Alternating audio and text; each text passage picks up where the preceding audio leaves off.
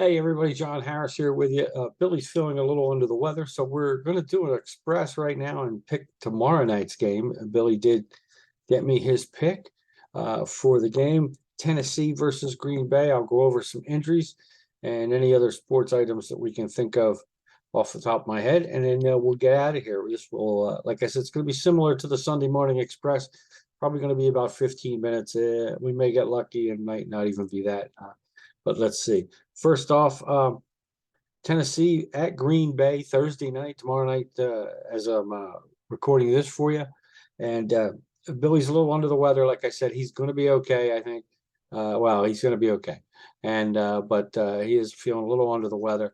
So he's taking a break tonight. And we're going to try and have all your games done on a regular show. But well, obviously before Sunday morning. So we'll get there for you. But for right now, this is a Wednesday Night Express right here on Public John Media from the cheap seats. I had a couple extra hot dogs, so I'm taking up both seats this week, at least so far. But Billy will be back to give me a hand pretty soon. Within the next couple of days, I think. Tennessee, Green Bay. Green Bay is favored by 3.5 points. I guess that's off of their showing this past week when they beat Dallas, who everybody thinks is a good team. But Tennessee is starting to look a lot better too. Billy is taking Green Bay across the board. He's picking them to win by more than 3.5, and he is picking them to win the game outright. I think it could be tough. I mean, if Derrick Henry gets going and they can control the ball, Tennessee could be a tough matchup for them.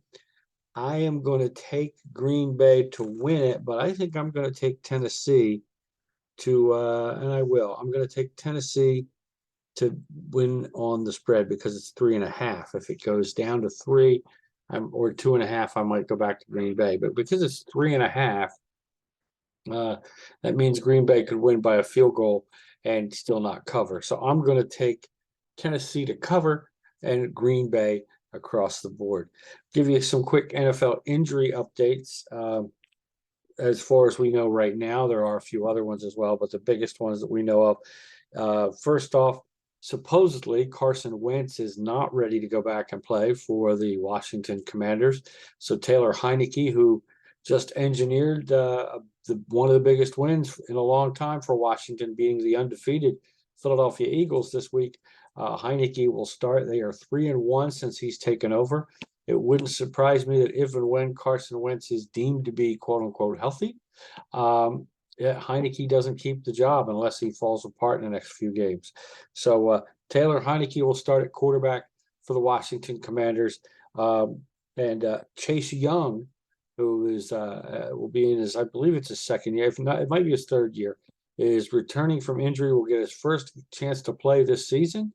And he will be starting this week as Washington is going to Houston. So, the spread's going to be a little larger than normal probably there. But Washington's visiting the Texans in Houston, and Heinicke will start at quarterback, and Chase Young will be starting on defense. Good for him. Philadelphia, big injury the other night on Sunday Night Football. And it did happen on the play that the officials missed the face mask. Dallas Goedert, the tight end, who was tackled by face mask, kind of jerked down to the ground, fumbled the ball, which who wouldn't if you got hit with, got tackled by your face mask. It wasn't called. It was a turnover, so it was reviewed, but the face mask was not called. And of course, I guess by rule, it can't be called upon examination of a replay. They may have to change that rule. But on that play, Dallas Goedert hurt his shoulder, and he hurt it to the point of where he's been put on the IR. So he's going to miss at least 4 weeks. And I think they said it's separated. I'm not sure. But it's bad enough that he's not going to be able to play for 4 weeks. That's a big loss for Philadelphia. So the Eagles will be without Dallas Goedert this week in Indianapolis, which is going to be an interesting game too, because remember, that'll be the second game of Jeff Saturday coaching. And I think Washington may have showed the blueprint on how to beat the Eagles by running the football up the middle. The Eagles did pick up a guy today that used to play for the Chargers. Supposedly he's not bad against the run. He's in there to replace I believe it's Jordan Davis, who they thought was really good against the run, who was out hurt as well. So Joseph will come in, and he will take over that defensive tackle spot to try and slow the run down. But the Colts have some great running backs, including Jonathan Taylor, who had a monster day last week in their victory over the Raiders. So could be pretty tough for Philadelphia again this week, and this time it's in Indianapolis. So we'll see what the final line is there, or at least a closer line when Billy and I go into our full show. For Carolina, the Panthers are going to be taking on Baltimore in Baltimore without PJ Walker. He's out, and it looks like he's going to go on IR. He's got I believe it's an ankle. It's an ankle injury, and so Mr. Mayfield's going back under center for the Panthers. Sam Darnold will be healthy enough. He will be the backup to Mayfield. So Mayfield to start. Walker's out on injury. Darnold will be the backup. In bad news for Indianapolis, of course, for the Colts, Shaq Leonard's going to be out. He's on IR. He just had a back surgery, his second one within a year. Chances are it looks like he's going to be out for the rest of the season. So a big loss for the Colts. Shaq Leonard only got to play in 3 games this week. Huge stalwart on defense for them, and that's a big loss for them. But of course, probably the biggest loss in the NFL is for the Rams. They lose Cooper Kupp, and it looks like for the season, if nothing else, it's going to be 4 to 8 weeks. He is put on IR, and he had ankle surgery today. Of course, I love how they always say he had successful ankle surgery. Well, you don't really know if it's a success or not until after the recovery, but supposedly surgery went well, and we'll see what happens there. But Cooper Kupp is out, one of the best receivers in all of the NFL, and the Rams' biggest offensive threat, and he is out. The other thing to look at is that Matthew Stafford has not yet cleared concussion protocol as of today, which is Wednesday, as I'm recording this for you. And Tyler Murray, again, is considered questionable with that hamstring injury. The Rams will be taking on New Orleans in New Orleans. And if he doesn't clear protocol within the next couple of days, chances are Matt Stafford will be out. Michael Thomas is still out with a toe issue for New Orleans. And of course, we were talking about, let me see if I can find it for you here. Some interesting games as well. The Jets in New England. For Detroit, their running back is out, not Swift.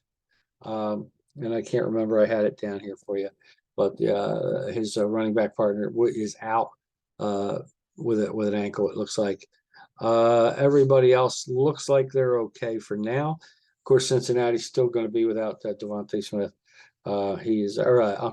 Chase, because his injury. So he's still going to be out as well. The Chiefs, of course, are without Hartman. He's going to be out again, it looks like, with that hamstring. So other than that, it looks like everybody else is Arizona. Like we said, we don't know about Tyler Murray, but I don't think they're crying because of how well Colt McCoy did the other day. So it's going to be interesting to see what happens there. But Murray's their franchise guy. They signed him to a big contract. So I would think if he's out, it's because he's still hurt. Because, management and ownerships don't like to pay big money to guys to hold the clipboard and baseball hat if they can play. So that's basically a quick rundown of your NFL injuries.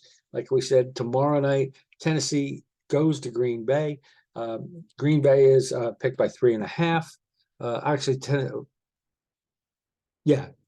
Green Bay's getting 3.5. Okay, that's unusual.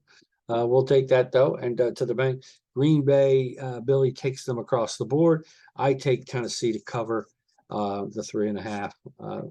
If it was 3 or 2.5, which it might go down that far before kickoff time. If it does, I may change that. But for now, I'm going to take Green Bay to win the game and Tennessee to stay within the 3.5. So there you have it. That's it for now. Our records went up a little bit for both of us. I think I know Billy's up to 56.9% in straight picks. I am at 57, so it's so close, it's ridiculous. It's like a 2 or 3 game distance, so it's not a big deal. I am at 48%. I climbed up a lot actually this week. I had a good week. Bill kind of stayed the same. He's at 46%. He might have dropped a percentage point or two. We're both under 500. So, but we both did kind of gain on it, I think, this week. And we're still in the ballpark with Vegas, and that's what matters right there. So we'll keep an eye on that. Any other injury notes, coaching news, coaching changes, any other big sports stories as of right now? The biggest, I don't want to say sports story, but sports related story, of course, is the unfortunate shooting in the University of Virginia football team. 3 young football players, men, lost their life. 2 are still in the hospital. One's in critical condition.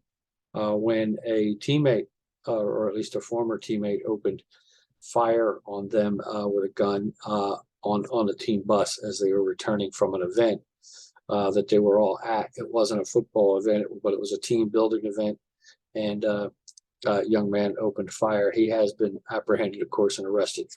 But it's very sad right now. Again, at the UVA, they have not decided one way or another.